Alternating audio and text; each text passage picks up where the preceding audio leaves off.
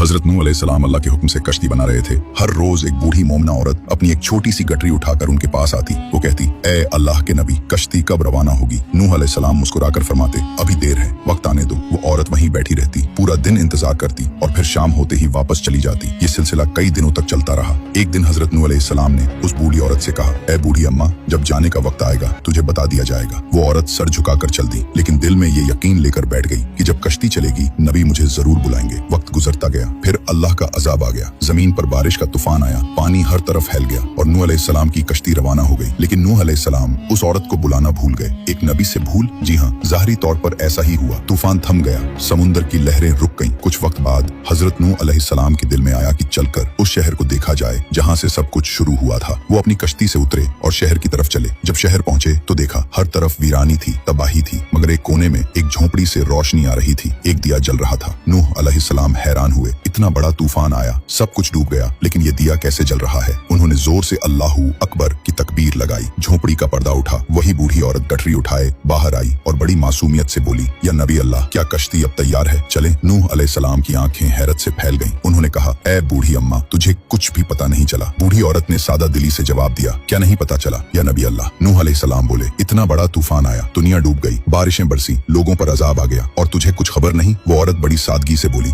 या नबी अल्लाह, एक दिन बादल कुछ गरजे थे और हल्की सी फुहार पड़ी थी बस। नूह अलैहिस्सलाम ने आसमान की तरफ देखा और कहा, ए मेरे रब, ये क्या माजरा है? तब अल्लाह ताला ने हजरत नूह अलैहिस्सलाम पर वही नाजिल फरमाई, ए मेरे प्यारे नबी, इस औरत के दिल में तुम्हारी मोहब्बत थी और तुमने उससे वादा किया था कि जब कश्ती रवाना होगी तुम उसे ले चलोगे। तुम अपने वादे को भूल गए, लेकिन मैं रब्बुल आलमीन तुम्हारे वादे का भी जिम्मेदार हूँ। मैंने अपने अजाब को उस तक पहुँचने ही नहीं दिया, उसे एहसास तक नहीं हुआ कि कैसा अजाब आया और चला भी गया।